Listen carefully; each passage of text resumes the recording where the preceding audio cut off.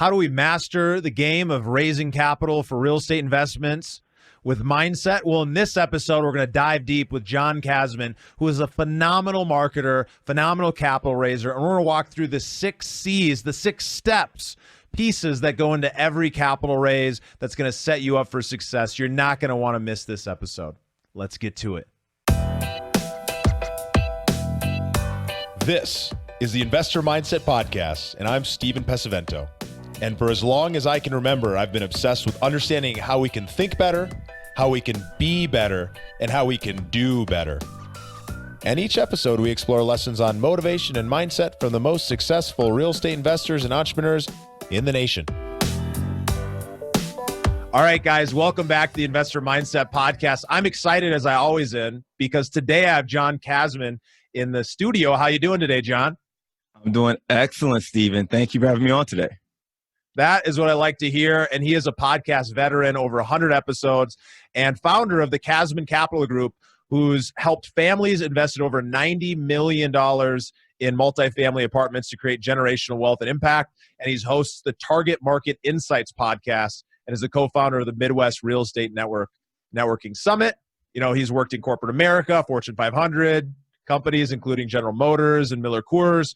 He's been doing some amazing things on the multifamily and marketing side, and we're going to really dive deep in this episode into something very specific, capital raising, and it's going to apply to all of you investors out there, but especially folks in the multifamily space. As we know, it requires a lot of capital to buy big apartments. So if you're ready to jump in, I'm ready. Let's go. Let's do it. That's what I like to hear. So if we start out by taking a look back earlier in your life, what events or influences from your childhood shaped who you are today?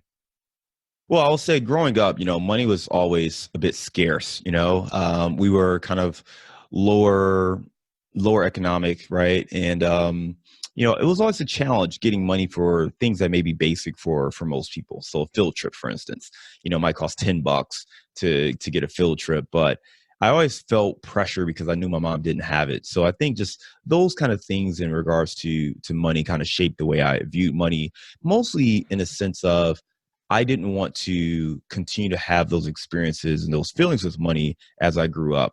So it was really important for me to find ways to make money to break kind of a cycle and kind of create a new lifestyle. Ultimately, we talk about, changing lives and creating legacies. And this was really what this was about for me. So as I kind of found ways to do that, I started reading more and more. And I decided I wanted to go to college, first person in my family, go to college, graduate college. And kind of my senior in school, I read Rich Dad, Poor Dad. So like a lot of your listeners, that book really opened up my eyes to understanding the way money worked. And it wasn't just about going to college, getting a great job and, paying bills and living off of, the difference. It was really about how do you create passive income, whether that is through assets that you own or businesses that you own. So that was something that always stuck with me. And I also was a young hustler / entrepreneur as a kid. I worked a bunch of odd end jobs, everything from selling video games to candy to, t-shirts and gloves. Kid you not, I used to sell latex gloves to beauty salons where we really would drive around the city, going to beauty salons as a little 10-year-old kid, and I'd pop in and, sell these gloves. So that kind of stuck with me as well, just the sense that, a lot of times if you could put the right product or the right service with the right audience at the right time, there could be great value there. So those things kind of shaped me. Ultimately, what really had the biggest impact, though, was early in my career. I was a young executive, as you mentioned, working at General Motors from 2007. And ultimately, if anyone remembers, what it was like going into the recession, well, I was at the company in the city that was really the epicenter for that collapse, in the financial industry, but primarily in the automotive industry. And I was working at General Motors, and I remember the moment when they made the decision that we were going to have to lay a lot of people off and we were going to go into bankruptcy. And what happened for me was I went into work. I was told not to worry, that my job was safe, but nonetheless, I still had concerns because things change all the time. And I went into work, and the guy who sat in front of me, directly in front of me, he had been let go earlier that morning. The person who sat to my left had been let go earlier that morning, and I had a red blinking light on my voicemail. And I was scared to check that voicemail because I didn't know if it was going to be, hey, John, we need to see you in HR, or what exactly that message was. Ultimately, after about 30 seconds of staring at it, I picked up the phone, I hit the button, and it was a voicemail from the guy in front of me. And he talked about how after 22 years working for the company, he had been let go, and he was a diabetic. He didn't know how he was going to pay for his insulin, and he was completely distraught. And as I listened to that message as a young executive, two things happened to me. The first was empathy. I felt bad for someone who had dedicated their career to this company and now didn't have a plan or didn't know what they were going to do. And I empathized with that situation. The second thing, though, was I never wanted to be in that position. And no matter what the company, no matter what the industry, no matter how great I may have been, I knew that it wouldn't be enough for me to fully secure kind of my future, and that I needed to find a way to create my own sources of income and not rely on corporate America or a corporate job. And that's kind of what I focused on going forward. I mean, that's absolutely incredible because you grew up with a lot of adversity, and it's interesting because when people grow up with adversity, they end up going down one of two paths. They either make that the excuse of why they are never going to go and do great things, or they make that the reason why they have to go and do great things. And for you, it sounds like, I have a similar story of not growing up with a lot. And I don't know, for me, and I'm sure it's similar, is there's that feeling of like, I never want to feel that way again. I never want to have that feeling of having to fear going and asking for something from my mom or my dad, or, all the stress and fighting that goes with it. And I can imagine that as you're sitting at General Motors and you're seeing this happen in 2007, 2008, that you're probably having a flashback to that feeling of seeing other people going through that when they went the secure route. And so, based on that, going through that feeling, I mean, what changed? What'd you do next? Yeah. So, I mean, keep in mind too, this is, in 2001, when that kind of the dot-com boom happened, as well as 9/11, I was still in college. So I wasn't really in the professional world. I didn't know about a recession or any of that kind of stuff. Wasn't paying attention. But I do know that my mom struggled to find a job at that time. And my father went on strike at his company. He worked a blue collar job at a factory, and he was on strike. So I do remember seeing hardships. But again, I was out of the house at that time. So to your point, you fast forward to 2008 when that went down. For me, it was a combination of, luckily I was secure. My job was safe. I was, I didn't miss a check or anything like that. So I was fine, but I did realize that, hey, you need to start figuring something else out. So my first thought was, hey, I read the Rich Dad Poor Dad book. Real estate would be a great avenue to get into, except I was living in Detroit at the time, where the real estate prices just kept dropping like a rocket going backwards, right? So I didn't feel comfortable investing in Detroit at that time. In hindsight, if I would have waited another year, 2010, it would have been a great time to invest. But nonetheless, at that time, I didn't want to invest there. I started looking to Chicago, really wanted to move to Chicago. So ultimately, I left in 2011, moved to Chicago, worked at an advertising company, and started investing on the side.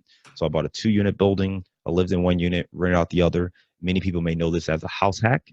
I did not know that term at the time, but we did a house hack in 2011, and that went really well for us. We created a lot of equity in that first property, and we continued to save our money. We bought a 3-unit building shortly after that, and we actually created enough equity in that first property to create a 6-figure line of credit that I used to buy an 8-unit building. So that kind of got the ball rolling from a multifamily standpoint, while I was still working in advertising and working with big brands and doing large promotions and activations and integrations. I was building my real estate portfolio on the side. And ultimately what happened to me was we were running out of our own money. I was finding these deals, we were investing, I was saving every dollar. And I was making progress, but not the progress that we were hoping to make, over the course of, 5 or 6 years. We had certainly more passive income, but it was nothing to protect me from losing my job. It was like $1,000 a month. It wasn't really that much to walk away from a job or feel completely insulated from the effects of, outside sources. So part of it for me was we had to continue to find ways to grow, but it couldn't rely on how much money we could save. That really opened up my mind to working with other investors and potentially starting to raise some capital for deals. I mean, it's such a cool story because you slowly built momentum, and then you had this kind of epiphany of realizing that, well, if I want to be able to grow this the way that I believe that I can, in order to be able to leave the job and have some true security, then I might need to work with some other people. And, bringing that marketing skill set and that background that you already have, I'm sure was a really great segue into you jumping in to, the multifamily, the syndication, and the capital raising space. And so what I'd love to talk about here is talk to me. Let's really dive deep into this thing about capital raising, right? It's one of those fears that a lot of investors have, this fear of, well, I don't have enough money, I don't have enough capital. And, if you know my story, I started with almost no money. I put almost everything that I had on credit cards, like up to $30,000 to get started in wholesaling, hustled my way up, started flipping some houses, started making some money. And nearly every dollar that I made was based on borrowing money or by raising capital in some kind of way, shape, or form. So I know firsthand how important this is, but it's so easy still to fall into that trap of thinking to yourself, well, I don't know if someone's going to want to invest in this deal with me, or having some limiting beliefs about it. So I'd love to hear from you, like, what is the process in your eyes if somebody wants to get started raising capital, and what goes into, a great process for raising capital? Well, I think you nailed it, right? Before you could go into the actual process of raising money for a deal, you really have to understand your mentality and your goals. What are you trying to accomplish? What are your limiting beliefs that you have? I will tell you, most people who have concerns, those concerns fall into one of three buckets. Either one, they're concerned that they don't have the network to raise money and people won't want to invest with them. Or two, they just are concerned that they don't want to really ask their friends and family for money. They don't want to beg or feel like they're putting people in a tough position, or they're concerned that those relationships may go sour if something bad happens. So they don't really want to ask friends or family. Or the third thing is, they don't have the education, the knowledge, or the experience themselves to feel comfortable in knowing what they're doing. So one of those three reasons is usually why someone is apprehensive to being out there and raising money for deals. The first thing I would say is, depending on where you fall with those three objections, you have to ask yourself, what value can you provide for other people? It's one thing when you look at it from your own perspective and what you get out of it, because it's easy to say, okay, hey, I need $500,000 to do this deal. Okay, who can get me $500,000? That mindset's going to take you down one path where it can feel like you have walls against you and it's hard to overcome those obstacles.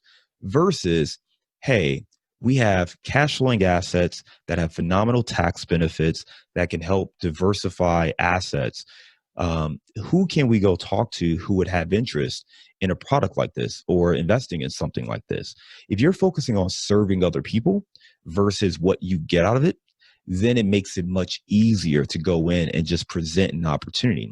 And I think that's really a big shift. And a lot of people starting out, it's tough for them to understand that. And it seems nuanced, but it's really important, because if you're focused on what you get, then you're not going to say the right things. You're not going to think about it the right way. It's going to be very difficult. And you're just going to see all the objections and the hard work that you're going to have to do. If you focus on serving other people and creating a product or a service that helps other people get what they want, get what they need, get what they're looking for, reach their goals, reach their objectives, then it's going to be much easier to understand what those solutions are. So as you're talking to people, either it fits what they're trying to do or it doesn't. And you can come up with solutions for those individuals. So the mindset is really important when it comes to this. It's so critical. You've got to get in the right mind space to be able to go out and do anything, but especially when you're talking about bringing other people into the wheelhouse, into what it is that you're doing, and what a big shift that is to go from, hey, well, what am I getting, to how is this actually really great for other people? And we hear that a lot, but sometimes we hear it and we think it, but then when we actually go to raise the capital, we go back to what we're thinking about. We need to stay in that mindset of, why is this valuable to the other person? And not take it personally if they don't see that value, and just move on to the next person, or work on our delivery to be able to, show, hey, if you're this kind of person, this is probably be a good fit. So I'd love to hear a little bit about that delivery and kind of what goes into actually going and doing the raise once you got your mindset in the right place. Absolutely. So there are six things, I like to call them the 6 C's of raising capital. Okay. There are 6 C's that you really need. And anyone who's raising money right now and having success, they're following these 6 C's. So I'm going to say what they are, and then we're going to hit on the specific elements of each one. Okay. The first one is confidence. The second one is credibility. Third one is connections. fourth is channel, the fifth is communications, and the last one is consistency. So the first one, confidence, that comes from what you're just saying, right? It's how you speak, how you convey your message. Think about, I'm going to say a salesman, but don't take this the wrong way, but anyone who's selling anything, a good salesman, they're not trying to sell you. They're educating you. They're sharing the knowledge. They're answering questions. They're, letting you know which product works, and they're trying to understand your needs so they can help you find the best solution for what you're trying to do, right? And that's really what the confidence is. But if you don't know those solutions, if you're not educated yourself, if you don't have the experience yourself, it's going to be hard to do that. So the first thing you have to do is focus on your own knowledge and your own confidence and building up that confidence. Now, sometimes you could be in an industry forever and still not be confident. So those are things you need to work on yourself. So part of that's self-confidence. Part of that is your knowledge and your expertise. Another way you help yourself with that confidence is by building on your credibility. So if you're new, if you've never raised money for a deal, or you're where I was starting out, you did a few deals, but not enough to feel like you could go out and raise $1 million, or you really have mastered the art of investing or multifamily. What other ways can you build that credibility? Well, one thing you can do is leverage a team's credibility. So your property manager, build that team around you, get a mentor or a coach or somebody who can help consult you and be in your corner. Build a team overall that you can lean on. So even though you don't have all the knowledge, you have a team around you that can help you navigate and look at any kind of deal. That's going to build your credibility as you're talking to people. It's also going to make you more confident, because worst case scenario, if your property manager, your lender, and everyone else looks at this deal, your partners, your mentor, and they all say it's a great deal, even if you still aren't 100% sure, it probably means it's a pretty good deal if everyone else on your team thinks it's a good deal, right? So that confidence and credibility kind of go together. I will say that if you're confident but not credible at all, you're probably just cocky, and that's a really bad sign. Okay. So the next thing is connections. You have to have the network to be able to raise money. Now, you may not have that network today. And I'm going to disagree with what many people I know, many of the real estate professionals, gurus, educators, they will tell you to start with family and friends. And I'm going to disagree to an extent, because your family and friends are not your ideal investor. Some of them may be, but generally speaking, your family and friends are not your ideal investor. So what that means is your cousin, your best friend you went to school with, they love you, but they may not be the person who is ready to invest $100,000 if the right deal comes across their table. They may invest with you because they know, like, and trust you, but they're not generally out there looking at investment opportunities. Now, there may be some people in your circle who absolutely are. So when I say this, part of the reason I want to make this clear is it's not about going out and asking all your friends and family to invest with you. The real key, and I'm going to give you a big secret right here, the real key is to use those individuals to help you identify people in their networks that actually fit that criteria. That's a powerful way to build your connections and to identify those investors that may be looking for investment opportunities right now. Now, the next thing you have is your channel. How are you communicating with people? Are you on social media? Are you doing email marketing? Are you doing, I highly doubt anyone's doing TV or radio, but what kind of platforms and channels are you using to get your message out there? So that's kind of the fourth one.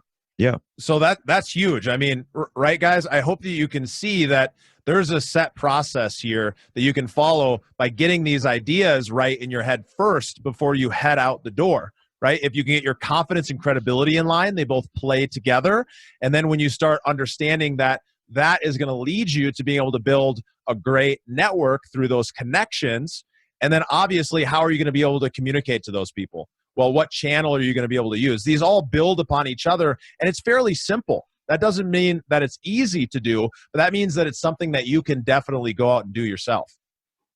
Absolutely. Absolutely. This is fairly, and I'm giving it high level. Obviously, there's a lot more involved, but just so you can wrap your head around what that process is. Once you have a channel, and that channel doesn't have to be complex, the channel may be phone calls and text messages, right? It doesn't have to be a big media platform, but you have to figure out how are you going to communicate with individuals.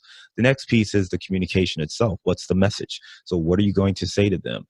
Understanding the information that they need and being able to answer questions that they may have, and how do you educate them to get them comfortable? It's much easier to educate somebody and then talk to them about an investment opportunity versus trying to talk to them about an investment opportunity where they don't know anything about multifamily or real estate investing. And then the last piece is consistency. And this is key, especially if you don't have a super long track record. Because if you have a 10, 15-year track record, your consistency is in doing it 10 to 15 years. So if you haven't been doing it that long, you have to have other areas to demonstrate your commitment level. Whether that is, a podcast, you're on over 100 episodes, right? I'm getting close to 200 episodes of my podcast.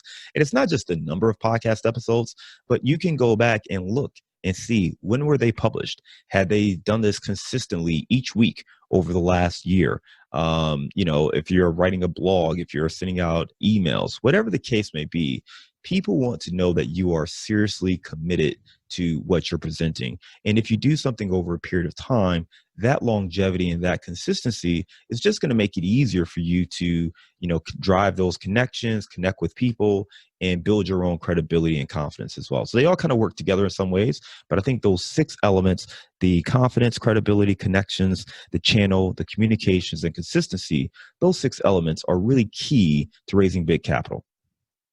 Yeah, that's incredible, because what it does is it shows us that just about anybody can go out and do this stuff, right? So if you're listening right now and you happen to be one of those people who falls into the category of having one of those limiting beliefs that says, I don't know if I can do this. I don't know if people are going to want to, participate in these real estate deals with me. Well, now you have somewhere that you can specifically look.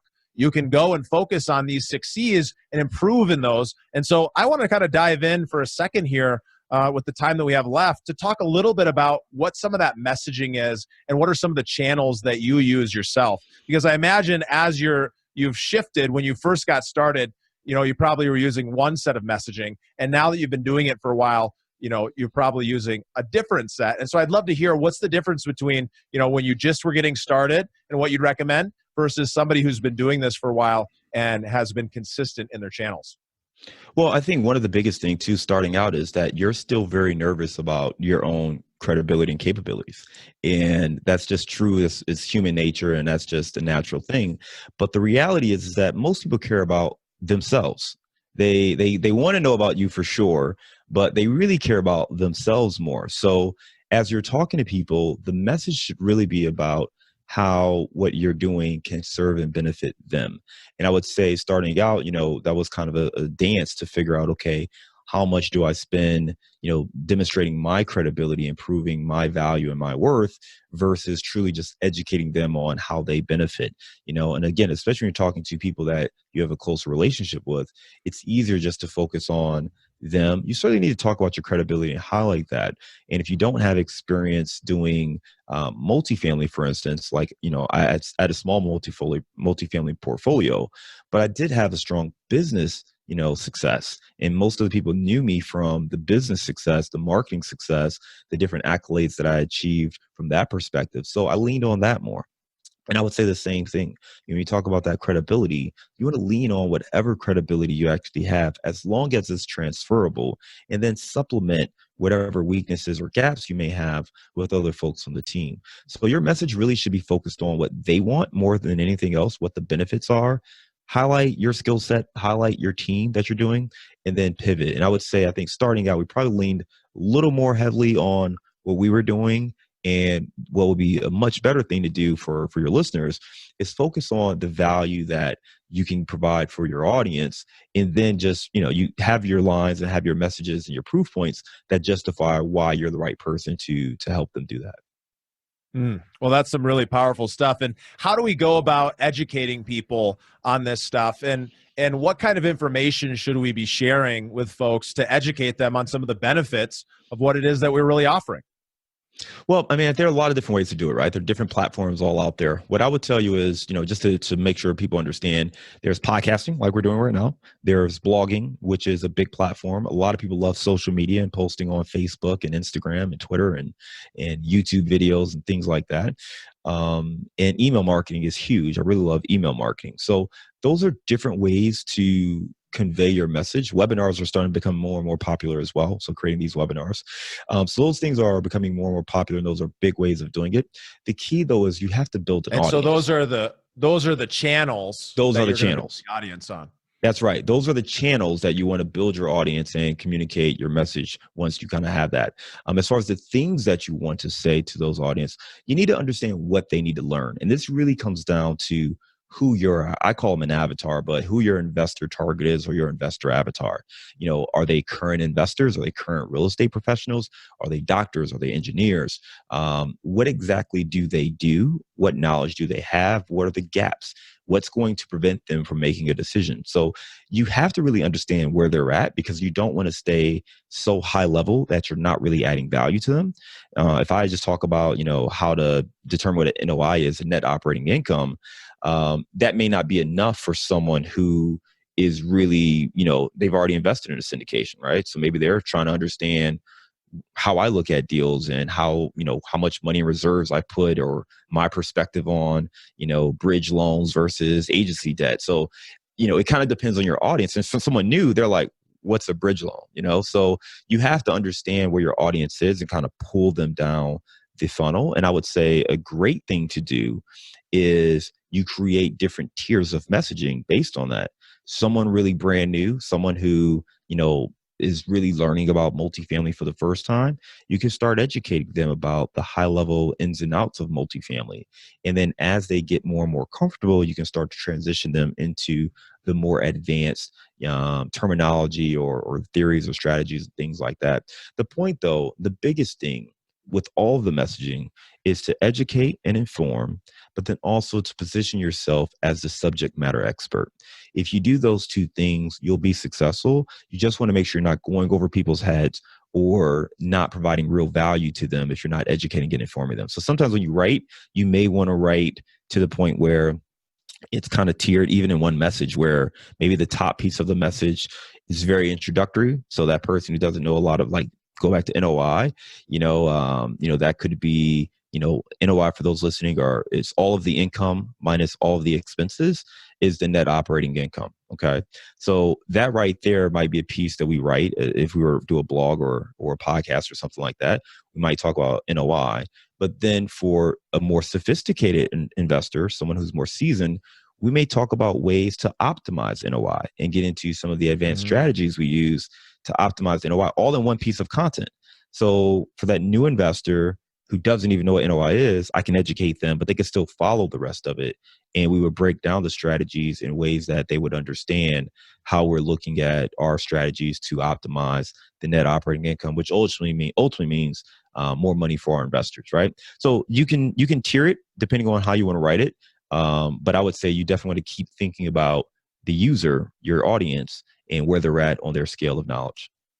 Yeah, that's such a good reminder.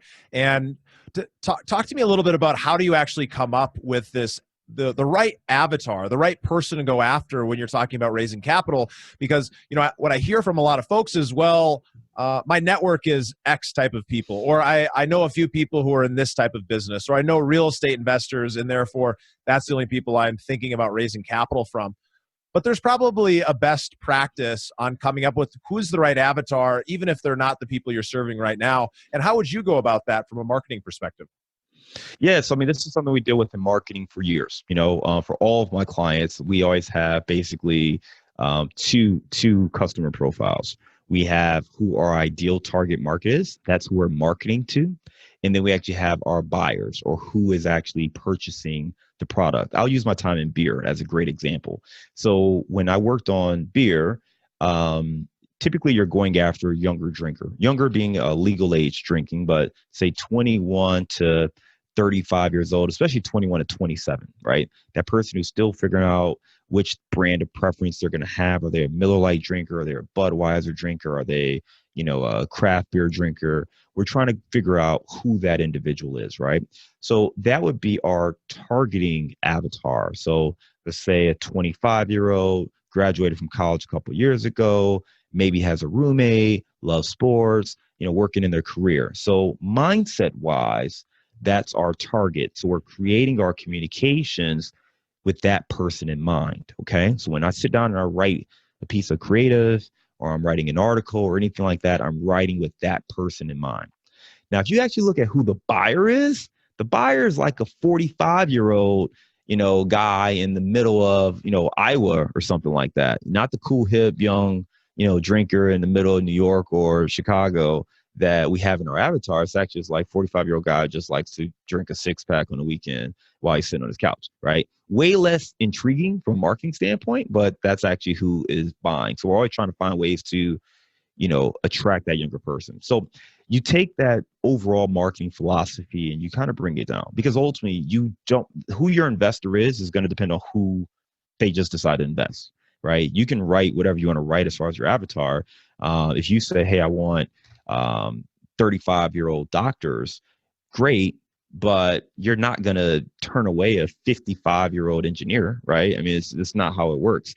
So with that said, the reason it's important, even though you may not get that person, is you still need a bullseye to start creating. And then you also may change where you send your messages to. In the same way for us, from a targeting standpoint, if I'm going after that 21 to 27-year-old in major urban markets, then I'm going to advertise in places where I believe that individual is at. The mediums that they use, whether it be college sports or nightclubs or bars or whatever, right? So I'm going to build my marketing plan based on reaching that audience, and you're going to do the same thing. So in this case, I would say let's take what we're talking about with the mediums, right? Let's say you want passive investors, and your passive investors are 45. Let's just say 45 plus. Highly skilled accredited professionals, meaning that they make over $200,000 a year. So we're talking engineers, doctors, accountants, lawyers, those kind of individuals, right? Well, you may say, all right, where can I find these people? People are asking me right now about TikTok. Well, are these people on TikTok? Probably not right now. I know TikTok's hot and it's the new cool young thing, but if you're trying to go after 45-plus-year-old professional employees, are they on TikTok? No. Are they on Facebook? Are they on LinkedIn? Are they on Twitter? Are they on Instagram? And if so, what's their mindset on each platform? And how do you engage with them appropriately on those platforms, right? So you have to go through all these different things so you can understand how to connect with them. I mean, right now, most of us are at home, on lockdown with kids. I don't know if you can hear my kids running around upstairs, but, so do they have kids? If they do, can you relate to them as a parent, right? Understanding what they're going through as a parent, a busy professional with kids. You're thinking about, getting them to college. You're thinking about, all the different things you have to do. So really understanding that avatar really helps you drive a connection with that consumer, whether it be an investor or any product, quite frankly, but just understanding who they are. It's a vital piece. So it may not be who you actually get, but I think you need to have a target profile persona that makes it easier for you to identify who is the right person, who's ideal for you. This has been beautiful. This has been amazing, being able to see and understand, like, how can we actually come up and craft with intention who it is that we're trying to serve and what the message is that we're going to use to attract them and how we're actually going to provide benefit to them. It's so incredible. It makes it seem so simple to go out and raise capital, which is amazing, because really, if we could just take the right steps, and obviously we couldn't get into all of them right here, but getting that overarching view into what that might look like really helps us lay the foundation for us to go out and find out, well, what are those individual steps? So in closing on this subject, particularly just on the capital raising, is there anything you want to share with the audience before we move on to the next section of our time together? Yeah, I would say two things. So one, developing a marketing strategy, it's paramount. You can absolutely just go through the steps. And I've worked with, mentors myself and different people. And even still, sometimes there's gaps between building kind of a true marketing strategy that's efficient and allows you to optimize. So if anyone is interested in learning more about how to do this, how to work with investors, or how to start, I call it attracting capital for real estate, not raising capital. We attract capital for real estate. If anyone's interested in that, I'm happy to do a quick 15-minute consultation to talk to you about your marketing strategy. And, I'm happy to share some thoughts and give a little bit more of the context of things that we do to help some of our clients, some of our students, in building up kind of their marketing communications. But I'm happy to take 15 minutes, and I'll send you the link for that where they can schedule that time with me as well. That's amazing. Do you see what he just did there, guys? He just placed his marketing message, his call to action, after teaching us about all this information. And so that's the same kind of thing we can do ourselves with our different avatars that we're going after when we're looking at attracting capital, as you said. So, moving on, talk to me a little bit about how you define success and what is success to you. Yeah, success is freedom and independence. The ability to make your own decisions, the ability to be where you want to be, when you want to be there, and who you want to be there with. Right now, a lot of people are very frustrated being stuck at home. And I got to tell you, I've had to shift my day around. But other than that, we love our home. I mean, we lived in a city for 8 years, and this is the first time for me living in a real house. So I'm still a little ecstatic about that. And we've got plenty of space to stretch out and be in different rooms and be all together and do family nights. I mean, watched a movie last night together. So I think that's it, man. It's really about just the simple things for me, about being able to do the things we want to do, when we want to do them, who we want to do them with. I think that is really success. That's amazing. And talk to me about what are some of your keystone habits, the things you do on a daily or weekly basis that help lead to some of that success? Yeah, so I was not a big journal guy, but after talking to so many people who just rave about the power of journaling, and I would sit down and journal, but I don't know what to write, so it was weird for me. But I finally picked up a planner, and from that planner, that has allowed me to really get into journaling a little bit more, because it's more structured, and really just looking at my day, my week, my month, my quarter, my year, and being able to break it down where, I have weekly goals, and it's like really simple, like either you did it or you didn't do it. So that's really helped me. Waking up earlier has been very beneficial. I mentioned earlier my 2 kids. If anyone's out there with kids and you're busy and you feel like you just don't have a lot of time to do the things you really want to do or to push yourself forward, if you can wake up 30 minutes earlier, an hour earlier, I know it may sound like a lot, but if you really think about your day, you can probably find time to, wake up before everyone else. And for me, that's the key. It's not just about, oh, I'm not going to watch TV or I'm not going to do this. I have to be up by myself. So I have that time for an hour at least each day. It allows me to be productive. It allows me to think, to maybe get a workout in. But it allows me to prioritize my day, knock out something, have a big win before anyone else in the family wakes up. So for me, the big thing is waking up at least an hour earlier than the rest of my family. Usually it's about 2 hours earlier, but at least 1 hour. That's such a good reminder for all of us to get up a little earlier and take some time to do the things we know are important.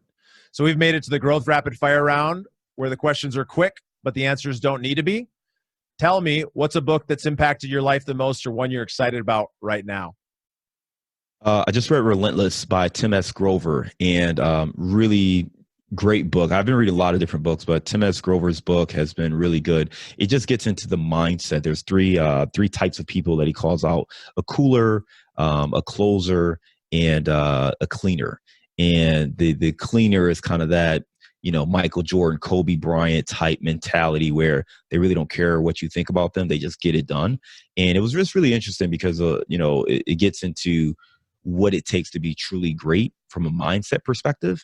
And it really is, it goes counter to most of the things all of us learn about business and relationships and all those things. And it just really talks about the importance of setting your goals and doing whatever it takes to accomplish those goals, even if it means rubbing people the wrong way, not crossing people, not being dirty or anything like that, but just, a relentless pursuit of greatness, which I thought was just really interesting. And it's good to remind ourselves that sometimes we just have to plow through and do whatever we have to take to drive success.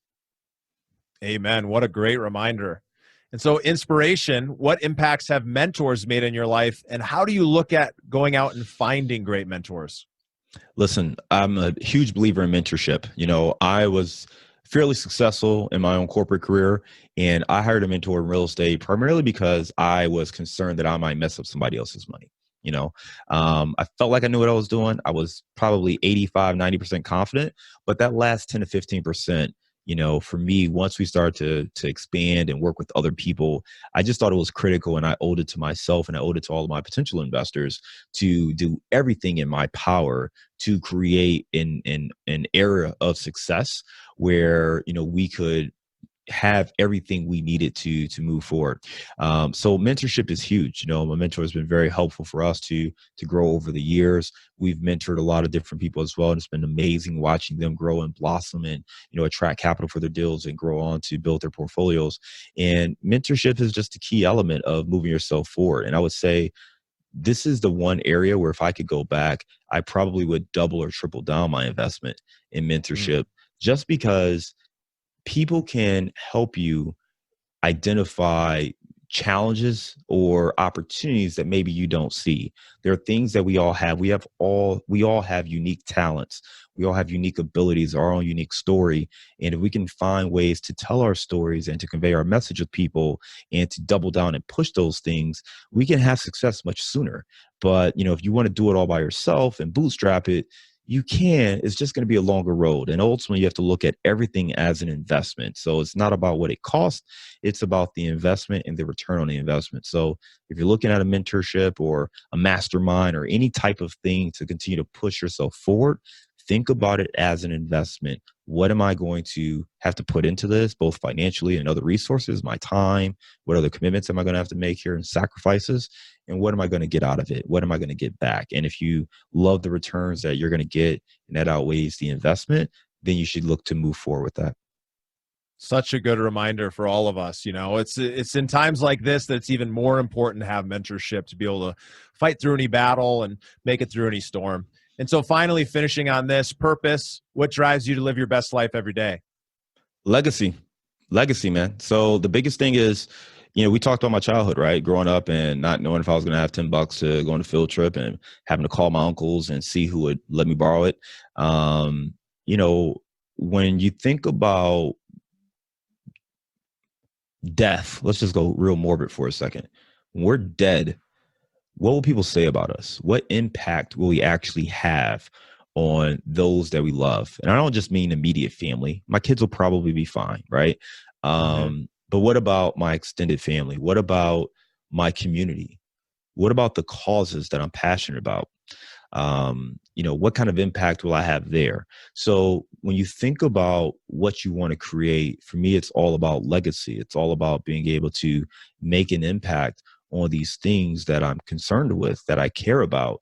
And that is really the best thing that I think we can do with our time on earth, is try to make it a better place, try to help people, leave a positive image, a positive memory on the individual, the people you touch, the people you come across with, for them to say, man, that guy helped me do X, Y, Z, or he helped us do this, or, he made whatever donation. But to leave a positive impact and create a legacy for yourself, for your family, I think that's really the biggest thing that we all can do. So legacy is really the biggest thing in making an impact. That makes a big impact on me. And this conversation has made a big impact. So I just want to thank you for that. You're such a clear, prolific speaker. And thank you for sharing so much with our audience. Where can people find out more about you or get in touch? Yeah, absolutely. So if anyone's interested in doing the 15-minute consultation on marketing, I'll send you the link so they can schedule that. Other than that, if you want to learn more about multifamily investing, I actually have a sample deal on our website.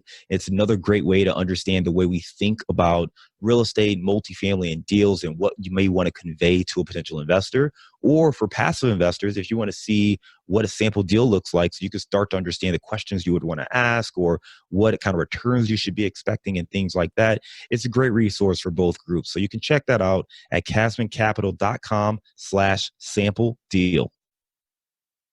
Awesome. Well, thank you so much. And I'll leave everybody the way I always leave you guys. And that is, go out and live a life worth inspiring others. And you can do so today by applying some of the lessons that were shared in your own life and your own business. Thanks, and I'll see you next time. Thank you for listening to the Investor Mindset Podcast. If you like what you heard, make sure to rate, review, subscribe, and share it with a friend. Head over to theinvestormindset.com to join the Insider Club, where we share tools and strategies from the top investors and entrepreneurs on how to take it to the next level.